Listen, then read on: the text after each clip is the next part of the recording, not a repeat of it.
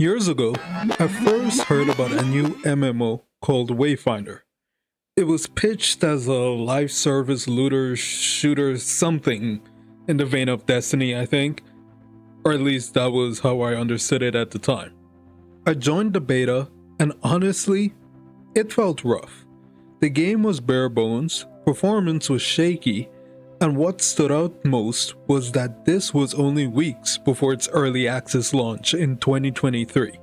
A few months later, the launch arrived, and, unsurprisingly, it was a mess. With so many eyes on the game, Wayfinder's early access debut left a lasting first impression, and not a good one. Like a lot of people, I walked away and forgot about it entirely. Until a few weeks ago, when I checked back in, and to my surprise, Wayfinder wasn't the same game anymore.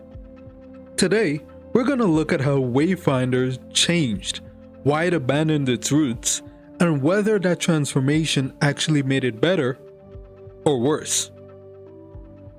Wayfinder emerged as Airship Syndicate's ambitious pivot to a live service model.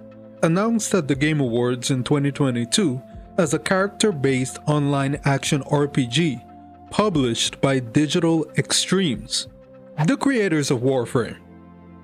This partnership leveraged Digital Extremes' expertise in live service support, setting expectations for a shared world with seasonal updates and long-term content. The original vision positioned Wayfinder as a free-to-play title launching in early access spring of 2023, with full release in the fall of that same year across PC and PlayStation. Early hype surged post-reveal, with closed betas drawing significant interest. When Wayfinder entered early access on Steam in August 2024, it marked a pivotal moment in its development as a hybrid action RPG with live service elements. The launch was anticipated by fans of the studio's prior titles, but it quickly revealed foundational fractures in the game's infrastructure and design philosophy. This period exposed server instability, logging queues, and always online requirements as immediate barriers to player engagement, contributing to a fracture in community trust. Player reception was marked by confusion over the game's identity. It was caught between MMO ambitions and ARPG roots. At its core, these problems stemmed from a design overly reliant on live service infrastructure, where progression and matchmaking were server-bound. The early access phase was aimed at studying player feedback on the game, but the technical shortcomings overshadowed this intent, leading to a peak concurrent player count of over 23,000 on launch day that rapidly declined. This introduction set the stage for the launch issues, reception dynamics, and underlying design dependencies that defined Wayfinder's rocky debut. The server instability plagued Wayfinder's launch from the outset, with widespread reports of crashes and disconnects within hours of early access going live. This instability persisted for over 48 hours, halting gameplay for thousands and eroding early momentum. The root cause linked to scaling issues in the netcode, which struggled with peak loads despite pre-launch stress tests, highlighting a failure to anticipate cross-regional demands. Logging queues emerged as a major frustration, with wait times exceeding 2 hours during peak hours on launch day. These were exacerbated by a mandatory Epic Games account linkage, compounding authentication delays. Developers implemented queue-positioned updates and priority access for those who paid for the Founders Packs. But these measures proved insufficient, leading to player drop-offs. The always online requirement amplified launch woes, as even single-player-like activities demanded server connectivity. Players reported being kicked mid-mission due to latency. This design choice, intended for seamless multiplayer integration, backfired during instability, frustrating some. Eventually, Wayfinder's Steam reviews shifted to mixed within days of launch, down from the initial enthusiasm of positive reviews. Players were confused with Wayfinder's hybrid identity, marketed as an ARPG with MMO elements, but feeling like a full MMO due to server-gated content. Expectations from trailers suggested Diablo-like loot-driven ARPG play, clashing with persistent world events and cross-play lobbies. A few months later, on November 9, 2023, Digital Extremes, the publisher of Wayfinder, shuttered its external publishing arm amid industry layoffs. Fortunately, Airship Syndicate retained IP ownership and affirmed its commitment to continued development despite the loss. Digital Extremes' exit sparked shutdown assumptions, similar to failed live services such as Anthem. The move eliminated large-scale live service funding and back-end infrastructure support previously provided by Digital Extremes, transforming servers from a multiplayer feature into a potential operational liability for the smaller studio.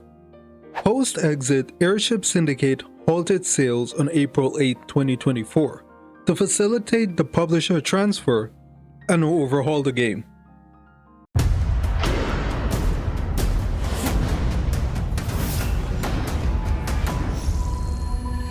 And now we have Wayfinder Echoes. This represented a pivotal rebirth, transitioning from a live service MMO model to a premium offline first co-op title. So, the live service model was done away. Now you can play the game actually offline, but you can also play with friends if you invite them. So, why didn't they do this the first time? No idea. Either way, this overhaul addressed prior criticisms of server dependency, microtransactions, and grind-heavy progression by removing online requirements, implementing local saves, and eliminating all monetization beyond a one-time $24.99 purchase.